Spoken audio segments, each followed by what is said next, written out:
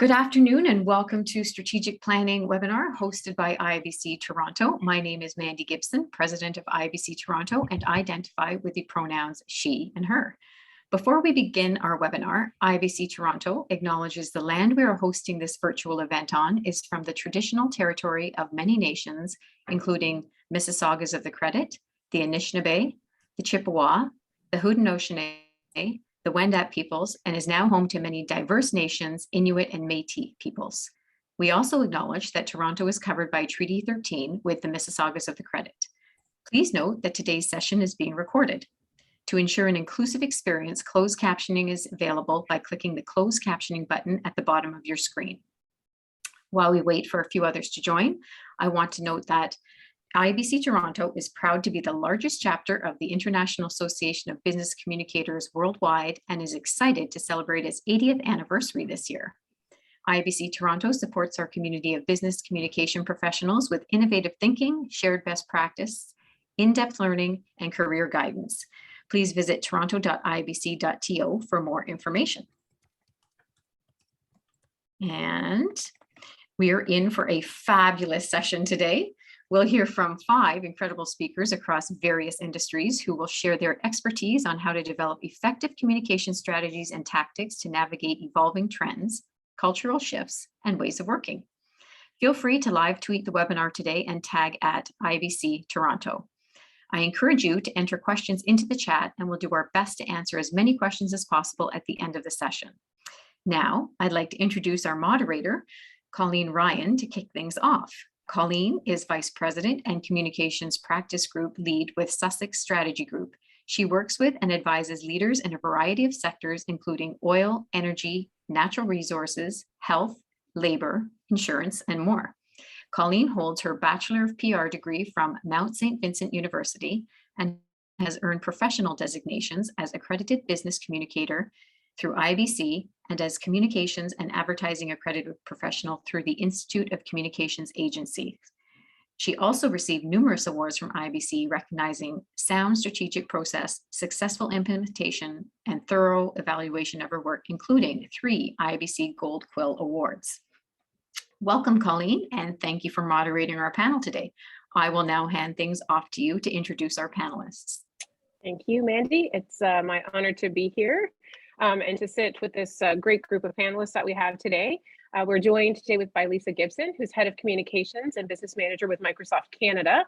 Lisa has over 25 years of experience and has led communications at a number of high-profile retail and technology brands, including Canadian Tire, Shoppers Drug Mart, and Target.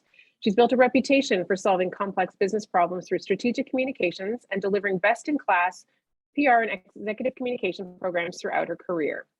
We also have Sherry Morgan joining us, Head of Communications with PepsiCo Foods Canada. Sherry is a well-rounded communicator with over 20 years of progressive PR, marketing, communications, media relations, corporate and internal communications experience. She's been with PepsiCo for 15 years and has spent 7 years in the PR agency world in marketing communications, where she worked with some of the world's best-known food and packaged goods brands. Sherry is an accredited business communicator with IBC as well. We also have Roberto Sarju, Senior Director of Marketing with Smooth Commerce. Roberto is a lifelong marketer and storyteller with over 12 years of B2B experience in the real estate and hospitality industry. He has a proven track record of developing winning strategies to accelerate brand and revenue growth in both the franchise and association space throughout North America, from traditional to digital marketing. And last but not least, we have Ryan White, Manager in Communications and Media Relations with the Greater Toronto Airports Authority. Ryan works with the GTAA, which is the operator of the Toronto Pearson, Canada's largest airport. In his current role, Ryan led the GTAA's crisis communications response at the onset of the COVID-19 pandemic, and then drove the development and execution of the GTAA's communications approach over the last 2 years during the pandemic. So welcome, everyone. I'm so glad that you could join us today. I'd like to maybe kick things off and just give each of you an opportunity to give us a little bit of an overview and background. I know I just gave your bios, but perhaps take a little bit of a deeper dive into how the pandemic actually impacted your role in your company and how it changed your communications over the last couple of years to set the stage for the conversation we'll have going forward. And perhaps, Lisa, I could start with you. Yeah, sure, Colleen. Hi, everyone. Great to be here today.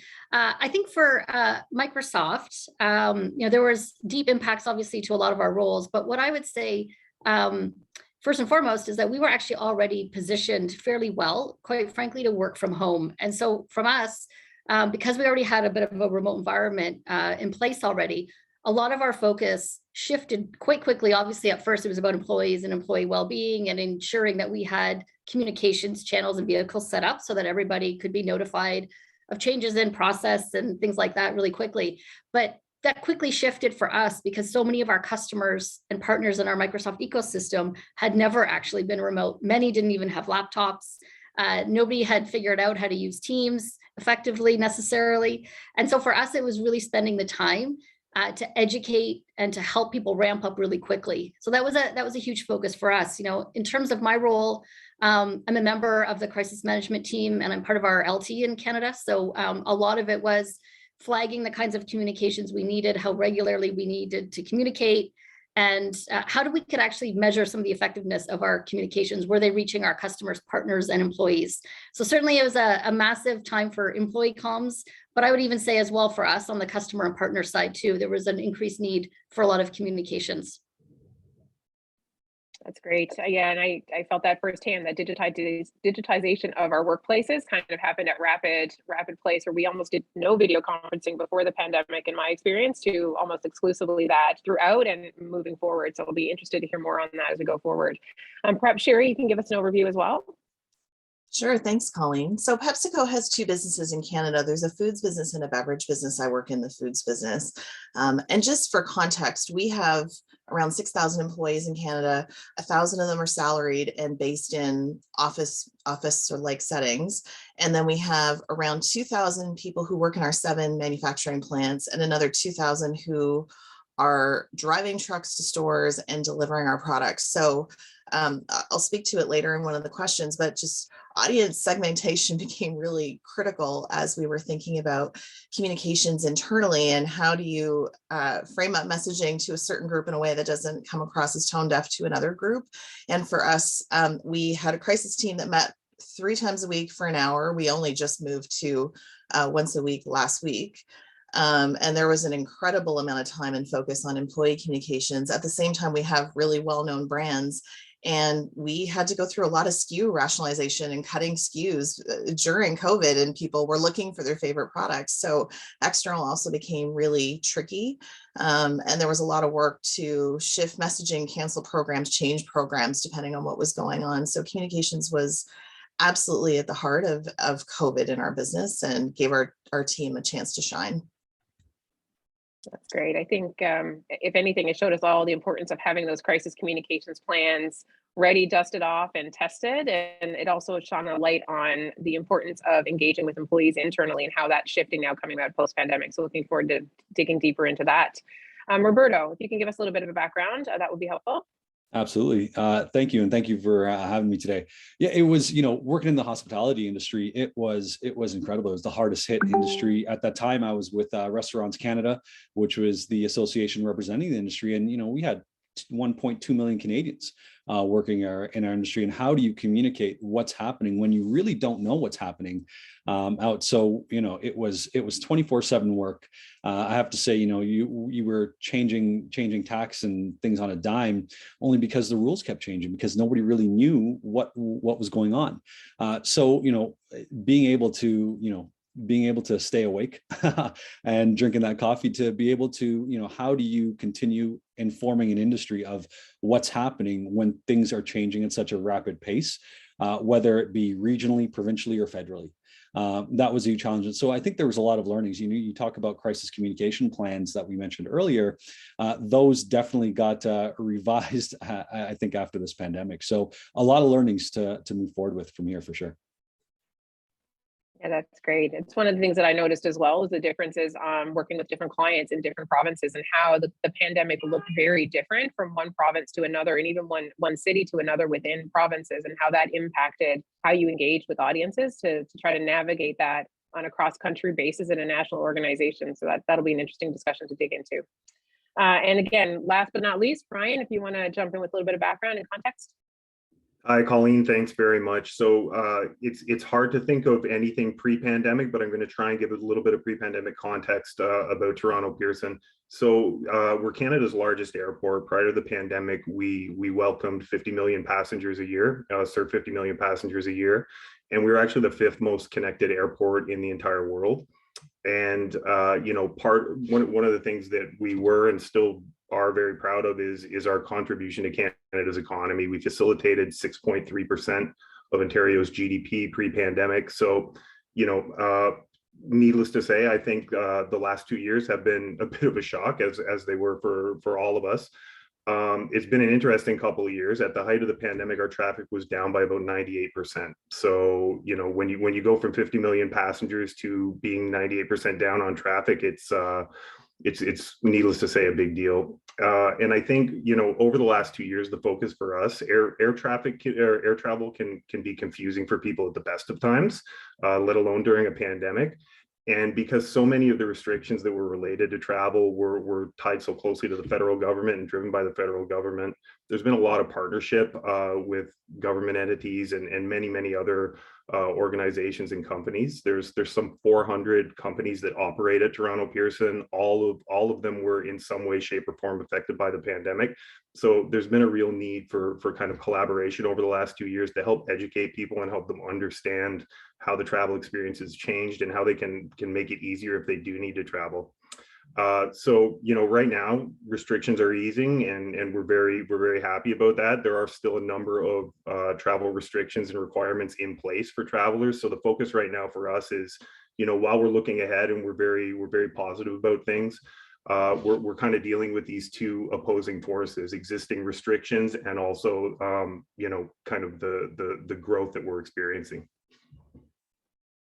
Yeah, that's great. I think that transition from kind of pre to pandemic to post pandemic is where we're all feeling, and you know how we had to pivot quickly and fast at the beginning, and we find ourselves pivoting again now, but perhaps not at such a rapid pace. And sometimes it's 2 steps forward and 1 step back, depending on where you are and what's happening. So no doubt people will be interested to learn a little bit more about how we navigate all that together.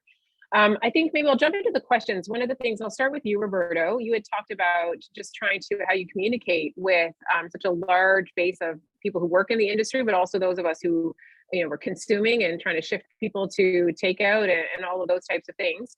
I'd like to learn a little bit more from your perspective. What role messaging and timing play in your communications programs, making sure that you're able to resonate with those target audiences?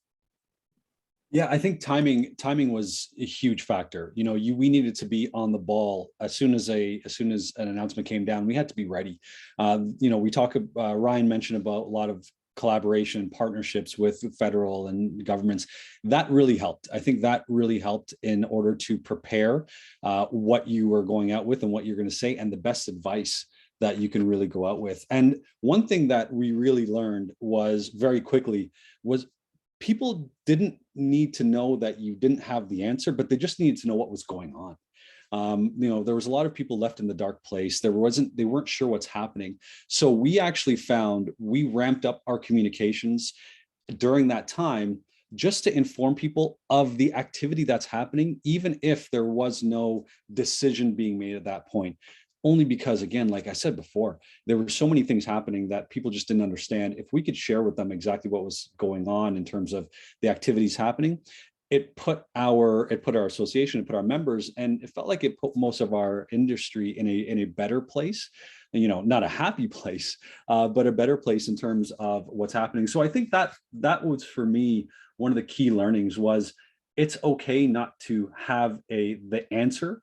But as long as you can showcase that there's some kind of activity happening and you were working on it, that makes a world of a difference. So that was very big to us when it came to timing, because what timing was right during the pandemic, you know. And so at that point, it was for us at that time, anytime that we had some kind of information to share.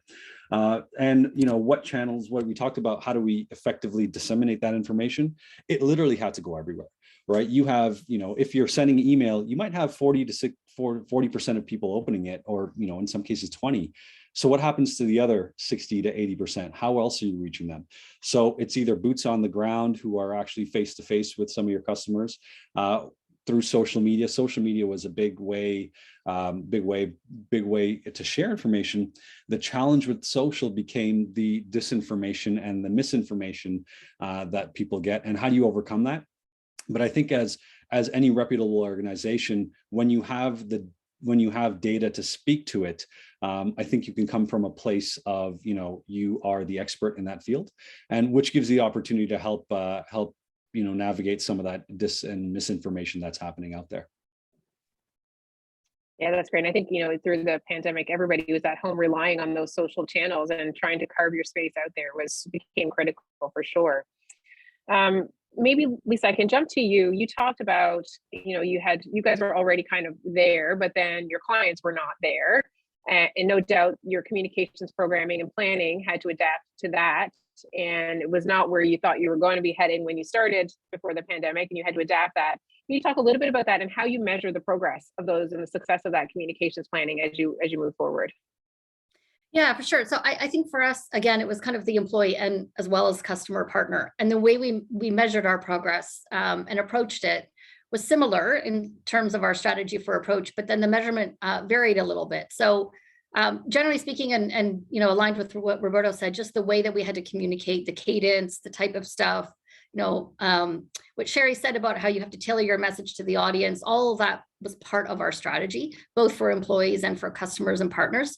I mean, at Microsoft, we service the smallest of companies and customers, and we also go up to the largest banks and others. So just different audiences, different budgets, different size teams, different willingness to want to adapt technology. So I think, again, tailoring our message to the audience was really critical, giving it to them in a way that was easily digestible and where they could have ready access. So setting up an external website, for example, that had all the information that they need in one place, sharing blogs and videos and posts about how to use Teams effectively, productively, and just making sure that they had the information they need. I think likewise with employees, we set up a whole intranet site. It was updated on a daily basis. We were, again, like Sherry was, we were having meetings, daily, and then it turned to weekly. And so I think same principles across both groups around tailoring message, having timely communications. But when it came to measurement, I think for internal, for me, there's always the KPIs that you have, right? So like the views of a page, if you send out emails and you use like Polite Mail, for example, you can see how many people are opening it and clicking on things. But for me, I think it needs to go a bit deeper than that. I think some of the things that we started to look at was we were hearing about the Great Resignation, for example. So we were looking at things like, what do our retention rates look like? What does our engagement look like? We increased the number of surveys we did with employees. What was the pulse surveys? We sent those out quite regularly to see how people were reacting. When it came to external, we had a huge campaign on LinkedIn through all of our executives on our channels. And again, you can look at the engagement. I mean, there's the views, but then there's the how many people shared, commented. And again, if I go a little bit deeper, for me, I look at how many of our customers reached out personally to someone on our team for guidance, right? So, they may have engaged on the site, but for me, it's actually, a really great sign when they're looking to us as a thought leader and they're actually reaching out saying, can you help us? And so we took a lot of that information and we heard just transparently, thankfully, they provide a lot of feedback. You shared a lot of tips and, strategies in this area, but we'd love to hear more about this. And so we stayed really, really close, aligned with our business partners and the people that were actually on the front lines with our customers to say, what is resonating? What are you hearing? So I think it's a mix of, all the traditional KPIs that we all follow for social in terms of engagement, but then looking at it one step deeper. I'd say again, on the internal side, we also actually partnered with, and I think a lot of organizations have this, the employee assistance programs. And so we wanted to check out to say, from a wellness perspective and all of the resources that we're sharing, how many of them are being used, right? So do they know about them? Are they using them? How are they using them? Is that increasing? And so we looked at all of those things kind of pulled together to say, what are the areas we need to communicate more in? And where do we need to tailor it a little bit more? Or maybe we need to be a little bit more repetitive because we're not reaching who we need to reach.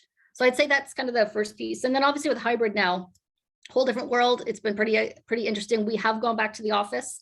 We're a flexible work environment. And so again, we're not there full time, but we've started hosting all hands again in a hybrid way. And so again, sending out surveys, talking to employees.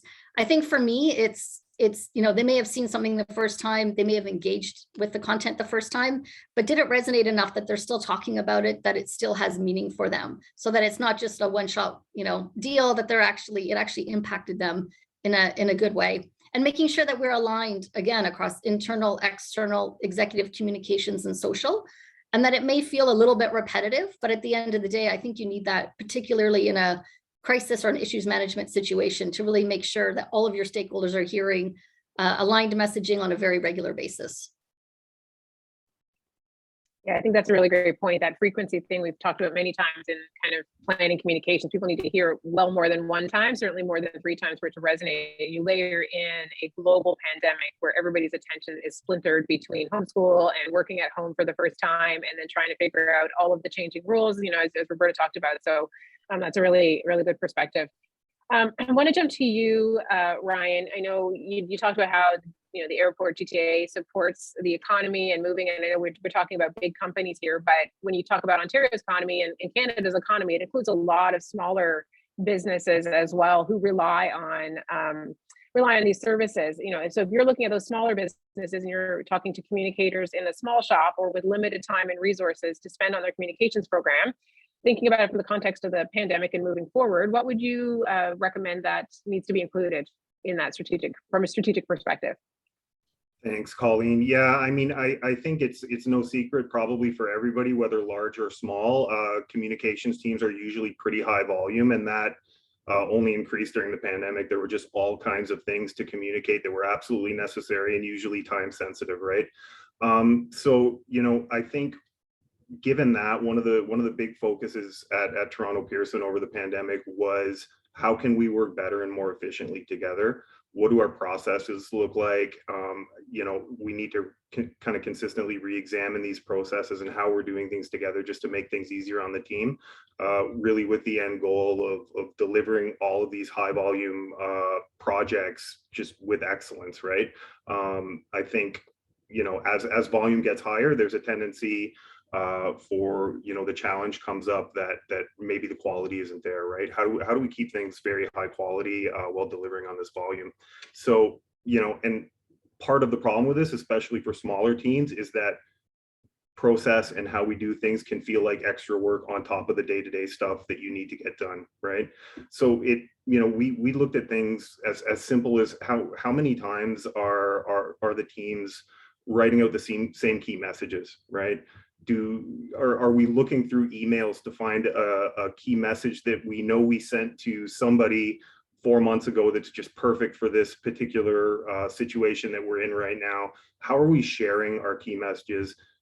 What do our shared documents look like? Are they up to snuff, and are they suiting the purpose, right? So, you know, a good example of the GTAA, we've really kind of during COVID tried to hone the way we develop and update our issue notes. We've been really diligent about that. And, you know, again, especially with issue notes, some of these key messages, some of these documents may never see the light of day, and you may never use them. But when you do actually need to use something, and when you're in a situation where you already have the issue note developed, you have content that's already been reviewed and approved, and you can draw on that to build your answer or your message or whatever it might be. That's when it really pays off, and that's when it really helps to make things more efficient and saves more time, right? You know, we also looked at project intake and requests in the intake of requests from our clients. How are we prioritizing these in a high volume environment? Can the managers and the directors take some of that load off of the team who are delivering on the project, so that they're clear right from the get-go? What are the priority projects? You know, what needs to get done in what order, so that they can go about the work of actually delivering on the projects, as opposed to thinking about some of the other things like prioritization that we can take off their plate for them.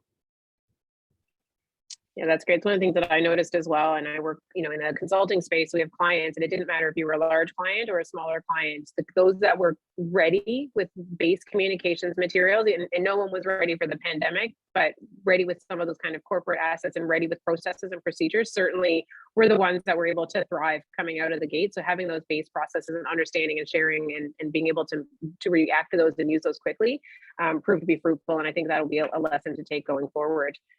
I think, Sherry, I haven't asked you a question yet. So as we think about going forward and we think to, talking about returning to offices and getting back to, if not normal, what it looks like post-pandemic, curious about, what plans you have for returning to in-person events and, how do you approach, in-person engagement and from a planning perspective compared to pre-pandemic planning that we might have done?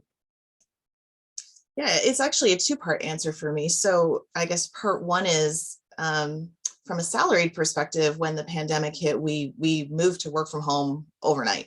We had 1,000 people who went from office work to home work. And similar to what Lisa said, I wouldn't say that we were a full-fledged flexible workplace, but we had a lot of people who were working from home informally a couple days a week. So it really did level the playing field for us, because instead of having some people who were present in meetings and some people who were on the phone, everyone was on Zoom and everyone could see each other. And it felt really collaborative and inclusive.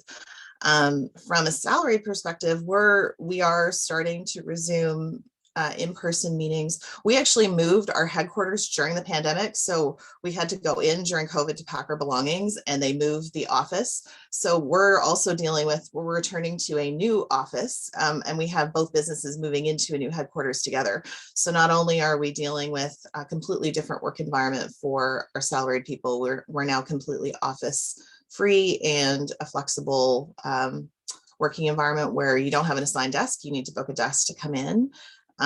Figuring out what that looks like is something that we're actively doing. And during the pandemic, PepsiCo globally launched an initiative called Work That Works. So they formalized our flexible working arrangements, and that folks need to have an arrangement with their manager on what makes sense for them, where do they need to do their work, what makes the most sense from a workplace setting, depending on the day. So we've started in the last couple of weeks, and our crisis team actually built we called it a meeting matrix, but it basically went through a bunch of different scenarios of meetings that regularly happen. And it gave very clear and specific instructions around numbers of people and distancing and protocols and things that are required, so that nationally we could be consistent in our approach. Because for us being so large, consistency is key. When we don't have consistency, it actually creates a lot of spin behind the scenes. So having that sort of matrix has been really helpful. And we've had a couple of meetings in the last week, and it's really been around masking, distancing, and making sure people are comfortable with coming in and accommodating their comfort levels. From a frontline perspective, they continued to work through the whole pandemic. So we had about 5,000 people who were in our plants and in stores and sort of shoulder to shoulder. And they were technically together, but we paused the majority of their events. But there was a recognition that we needed to do some recognition events. So they started doing drive-through events where an employee could drive their car through and pick up a gift basket or pick up a meal. So they were trying to sort of manage the protocols, but also foster some employee engagement while that was happening. But for us, I think the biggest one is town halls and figuring that out, because we run national town halls every month. And historically, we had about 300 office people in headquarters, and then we broadcast it out. And the experience for the people who were watching was not fantastic. The sound wasn't great, the picture and the audio, and the experience was not great. And we have not yet tested the equipment in our new headquarters. So we need to spend some time doing that. But the goal really is, how do you have as an inclusive experience moving back to hybrid as we have had with everyone being virtual, because it actually leveled the playing field for town halls as well. And people who weren't at headquarters kept expressing how much more they enjoyed the meeting and how they felt like they were part of it instead of sort of watching from the sidelines.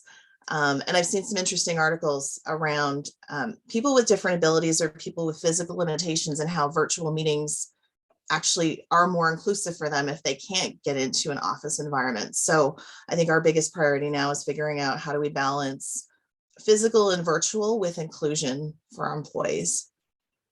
And it's still something we're working on. Yeah, and that's something that I'm seeing across the board with clients as well, especially those that have national engagement. Even our office, we have people located in different provinces, and before the pandemic they were only ever a voice on the phone, and now they've been a presence on a screen, and now the expectation, and rightly so, is to how do we engage them more inclusively than we ever had before. So it's going to be a learning curve for all of us, I think. One of the things I'd like to touch on, and I'll start with you, Roberto, and then maybe open it up for comments as well, because I think what everybody's kind of alluded to is that it's about understanding the data and the information as we're starting to plan and figuring out what we do differently and how we move forward. And Roberto, if you could talk a little bit around what role data and information is used as you're doing your strategic planning process and how it informs your strategies and your tactics. For sure. For us, everyone has so much data. We have data coming out of research reports, magazine.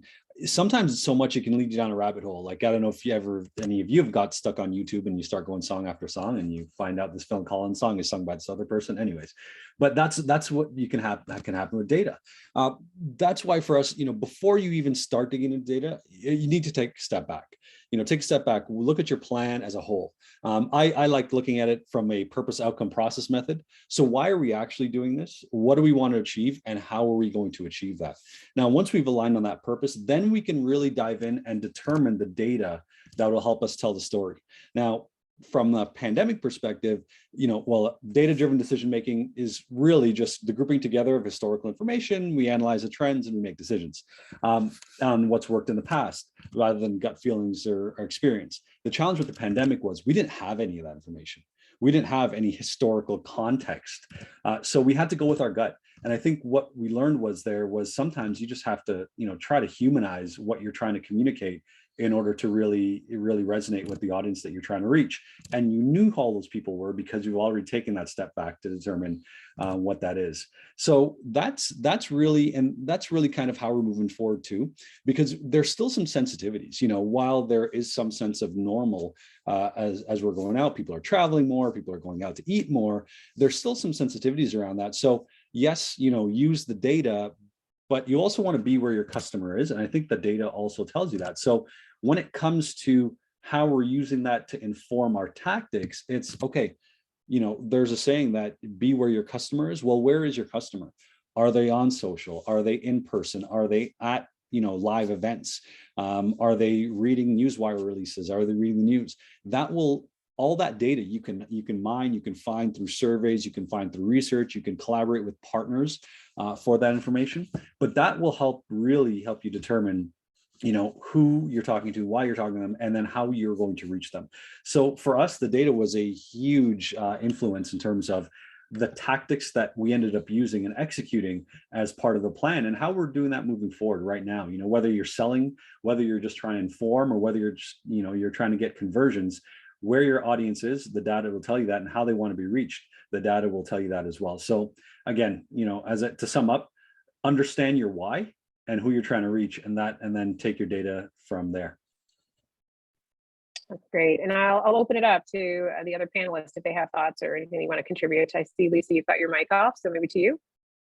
Yeah, sure. I think at Microsoft, data really is at the center of everything that we do. And so, to Roberto's point, I don't think you can rely on historical data, especially not in this case, but I do think that there's been so much evolution in how we can get data quickly and easily that I think actually what we did is we actually just went out with a lot more, I dare say surveys, because, for a while there, I was thinking maybe a survey was the thing in the past, but I think in the reality, COVID was such a sensitive topic that a lot of people might not have actually spoken up freely to their manager to share their concerns. So for us, it was really critical that anonymous surveys, we call them pulse surveys, went out quite a bit. And if you think about all the things that had to shift, if I think about internal communications, what was your vaccine policy going to look like? What was the work from home? What was the, what are you going to do for people that are not vaccinated and don't have accommodation? And there was we sent out a lot of surveys about, as we were getting closer to return to work, what would make you comfortable to come back to work? What is making you feel uncomfortable? How many days a week do you think you're going to work? To Sherry's point, we also moved into a new office. We moved into a situation of hoteling stations. We had to figure out, we had no idea, was there going to be a full house? Was there going to be 2 people sitting in the office? So a lot of these pulse surveys actually helped inform us in real time so that we can make some decisions about what we needed to do were people comfortable wearing masks? Did they not want to? What was that looking like? And I just feel like because the government regulations were changing so frequently, and they were different in different provinces, that it was really critical for us to do regional surveys, to do national surveys, and to just stay really on top of that data. And that was really how we built a lot of our strategies, and a lot of our messaging was built solid on the data. I think one thing I just wanted to add just around the return to hybrid that really worked well for us, there was the anonymous stuff. And then as a team, we put into place right across Microsoft globally around the world, each team created what we call the team agreement. And it was an agreement that really focused on, as we think about the return to work, what is the frequency that we want to return as a team? How do we want to meet? What does our hybrid meetings look like? How can we make sure they feel inclusive? What are some of the things we need to think through, as we continue to use our tools? So, we obviously use Teams at Microsoft. So when do we use IM versus when do we use email versus what does that look like? And so we really laid it out, like meetings between these times to make sure we maintained our balance. This is when we want to email. This is how we want to approach, if someone's sick, how do we cover each other's work? So I would encourage you, if you haven't already as a leader done this, it's a really awesome exercise to get a lot of input from your team and to just put it out in writing and make sure people are still focused on wellness, all the good stuff that they gain from being at home, but they're still doing that as they start to return to work. Yeah, I love that. I think we often overcomplicate the process of research and data collection. And I think that, overthink it a little bit, and it's all there. And, you don't want to overburden yourself and go down that YouTube rabbit hole, Roberto, but also at the same time use it strategically to inform decisions. Yeah, please go ahead. If I had one thing to Lisa's point, I think, your point on surveys and the frequency and what's happening, it's fantastic. But as a small shop, there are other partners who are out there who are doing similar work that you can get that information from. So you don't have the network, if you don't have the audience in order to help make that decision. We didn't, from a consumer perspective, we didn't have a consumer database to be able to, to ask what their perception of was going to a restaurant. So we relied on our data partners like your Angus Reid's and so on to help us get that consumer perception. And they were doing, I was getting trackers, I think, weekly in my inbox about Canadian perceptions in regards to the pandemic. So, leverage your partners, as Ryan hit on before, leverage your partnerships that you have there to in order to get that data to help inform you. Great. One last question, and I'll start with you, Lisa, because you touched on kind of that, the Great Resignation concept, and and I think we can look even to the restaurant industry and others where just people have been looking to change and took an opportunity through the pandemic to do that. So as we look ahead to what that post-pandemic world looks like, what do you think are the skills that communications professionals will need to build on now as we look to employing in kind of 22 and beyond? I think soft skills have always been important, and I think they'll continue to be important.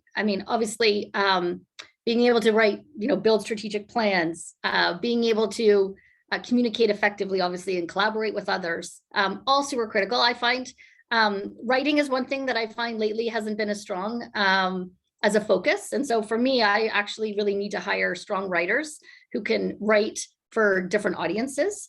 But more and more, we are seeing that basically every industry is becoming a tech industry. And so obviously I'm a little biased on this one, but I think the pandemic and turning to remote really taught us how important having some digital skills are.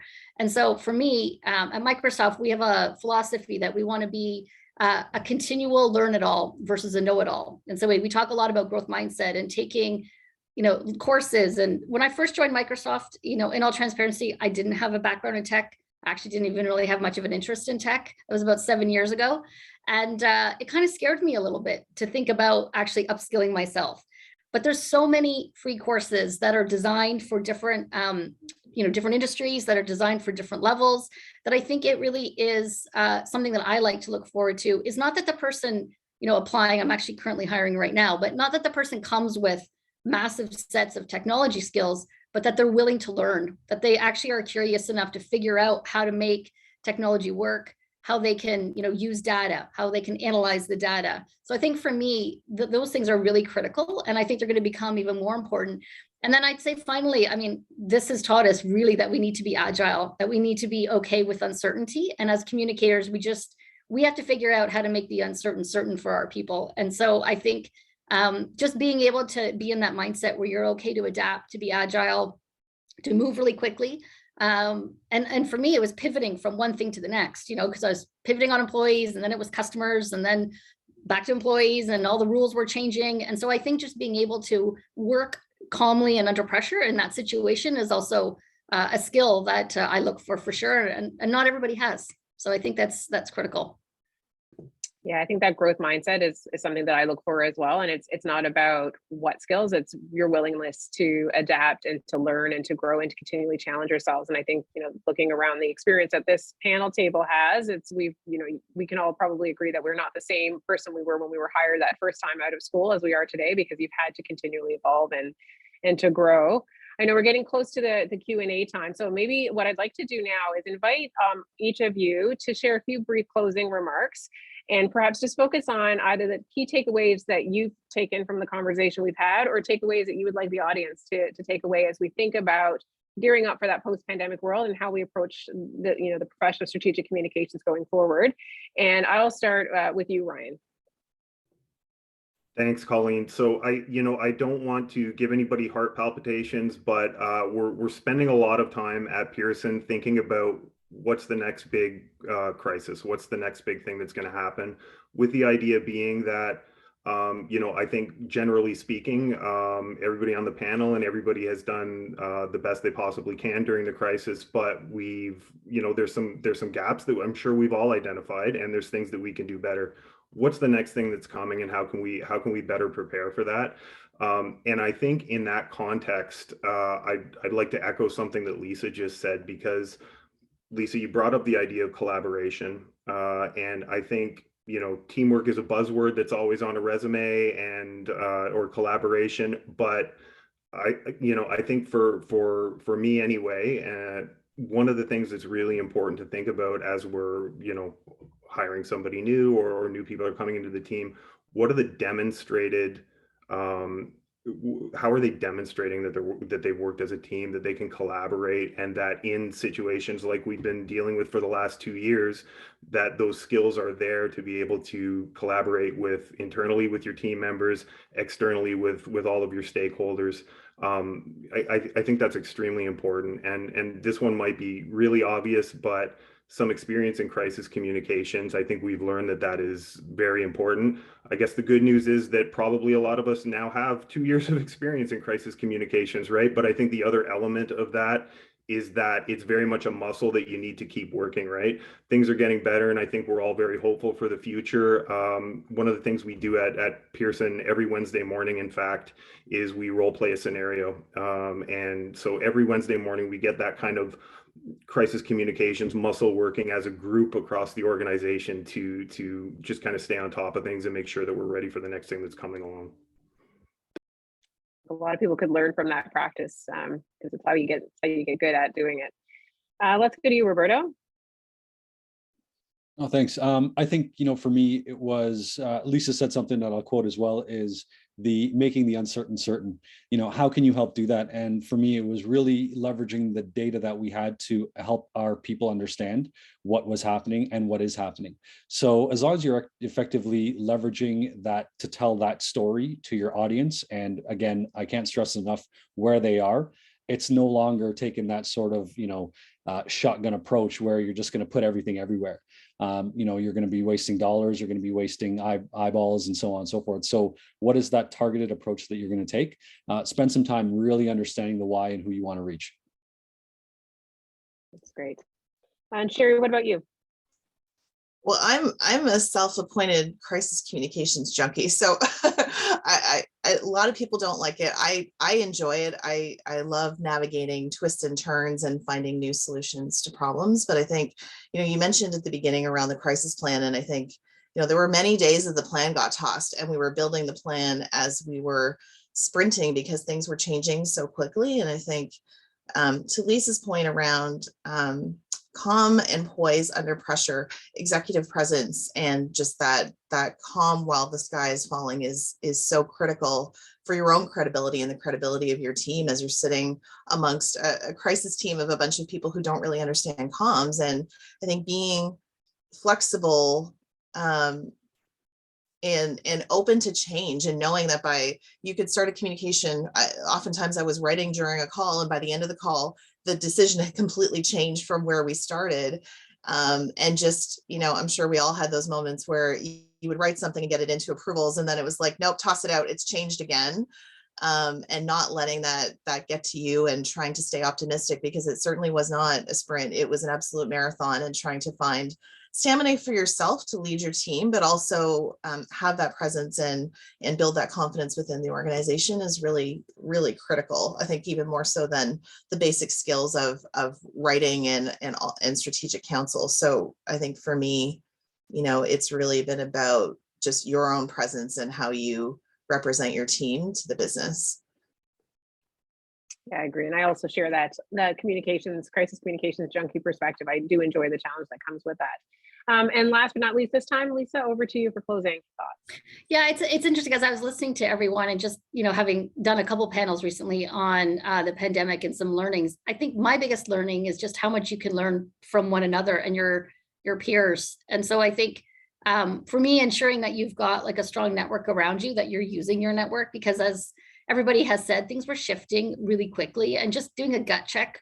And sometimes I found doing a gut check outside of my organization to see what others were doing, learn from others, was really helpful. And so some of the ideas I had, I would share, and I might just hop on a call with another comms lead in another completely different industry just to find out how they were approaching things, what kind of content they were sharing, I think is really critical. And almost all of those conversations brought up something that Sherry just brought up, which is communicators typically focus on everyone except themselves, right? So they're making sure that they have all the information, they're making sure they move quickly, that they're being calm around their teams. But this was actually a really hard time to be a manager and a leader. And I thought, the last 2 years was actually pretty exhausting. And so I think just a reminder to all comms people to make sure you do take the time, like for yourself, to make sure you take the time to connect in with your peers and continue to learn and grow, but that you actually can take a step back. And I think, you need to take care of yourself in order to be the best for the business. And finally, I would just say, wherever it's possible, if you can influence it so you have a seat at the table with the C-suite, I think is really critical. And I think this was, proved, the last 2 years proved that just the importance of the role of communications. I think it's never been stronger. And I think now is the right time for ask for resources, to ask to have that seat at the table, because I think everyone recognized just the critical role that we all played throughout the last 2 years. That's great. So I know we're crouching in on time for Q&A, and thank you guys for letting me join you for this discussion. And I will now hand it back to you, Mandy, to help take some questions from the participants and audience. Great. Well, thank you so much, Colleen, and thank you very much to all our panelists. I have to apologize. I am, it's funny, very topical today. I am back in the office for the first day after 2 years. And interestingly enough, the Zoom connection was not working today. So I think it was Lisa said, learning to be agile. So I appreciate your understanding and patience as I am not on screen, but I am definitely listening and engaged. And we do have a few questions, so I'm keen to get to those. So the first one is actually it builds on, I think, what Lisa was just saying, healing. So the question is, what, if any, steps are you taking to heal people who have perhaps been isolated and disconnected, working remotely, and are now reconnecting to the workplace where routines, processes, even physical surroundings have changed? So I think I heard both Lisa and Sherry talk about the employee office and environment. And so I guess I'll go to you first, Lisa, if you could provide your thoughts on the healing question.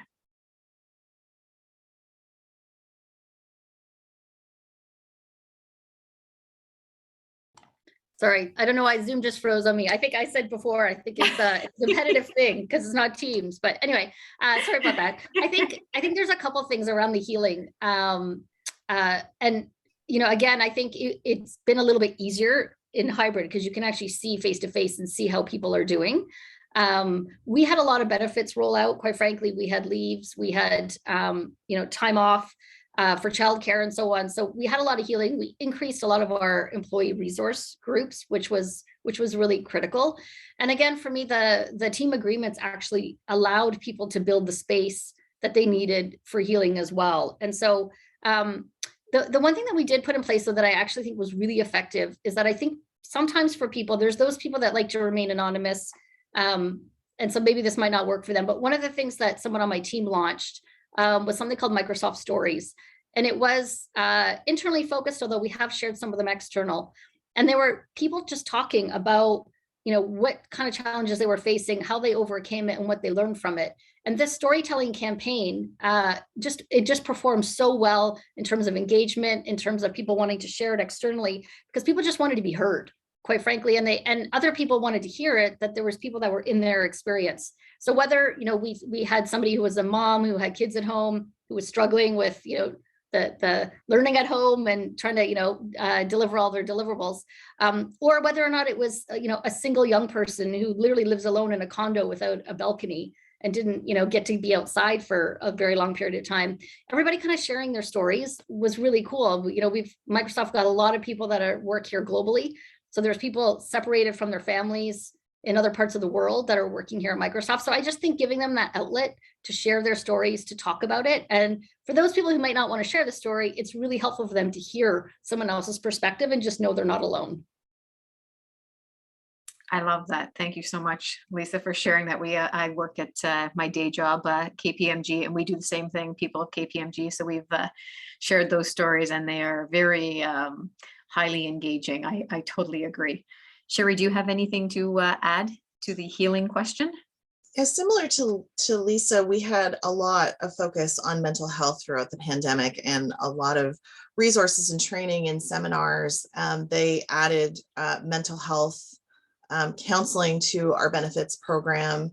And there was a huge focus from our leaders of just checking in with their people and making sure that they were doing okay. And if they weren't, having those conversations as things were happening to gauge what kind of support they needed, because we had a range of people working from home and children homeschooling, which personally I went through it and it was hell, to other people who wouldn't see anyone for a week because they lived at home by themselves.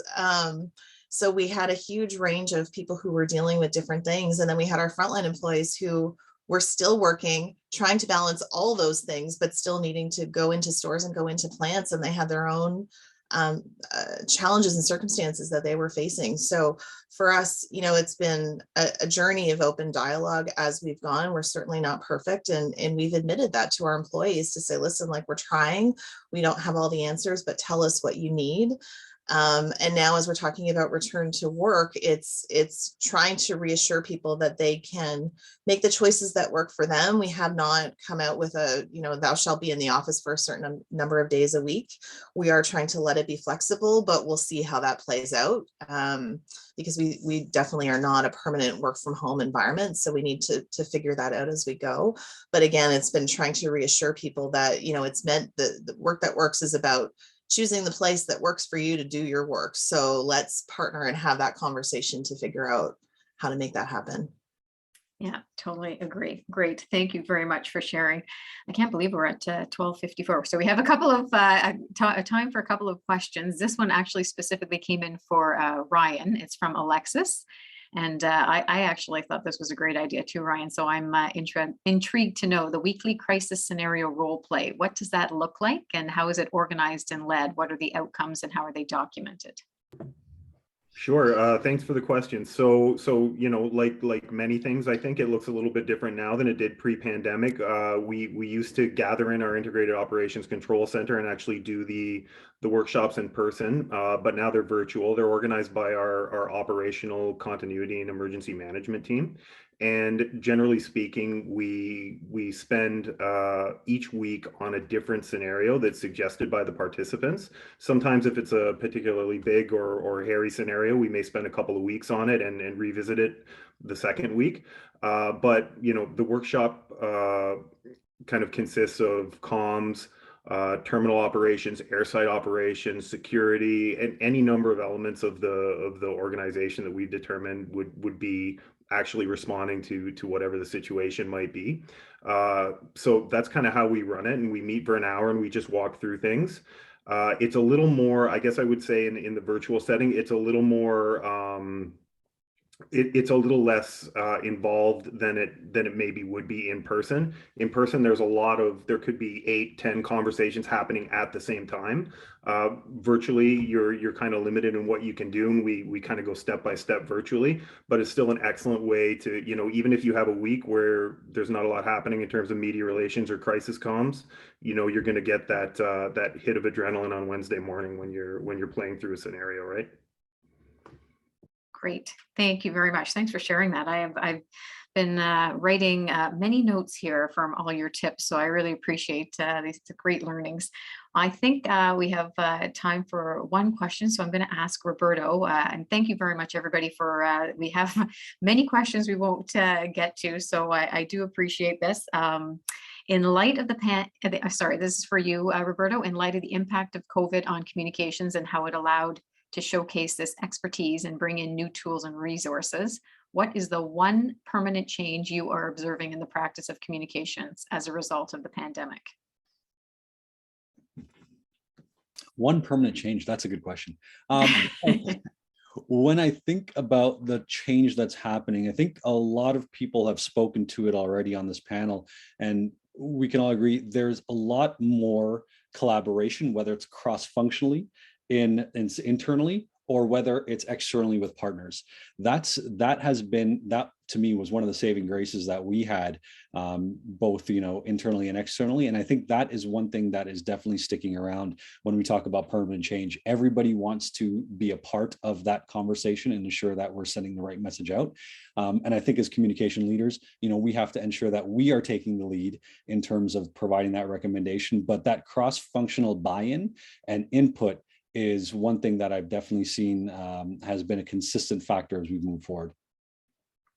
Absolutely. Yes. I have learned so many lessons and from all of you today. I love, I've got some takeaways that I'm writing here, but I love the learn it all.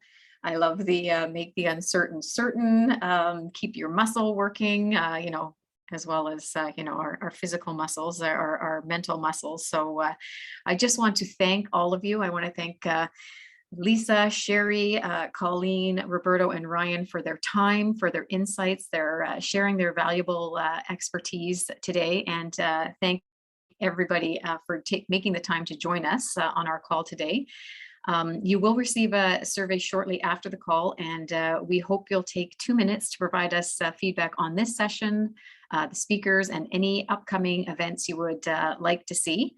So with that, I want to thank everybody once again for your time on our panel, and wish everybody a great day.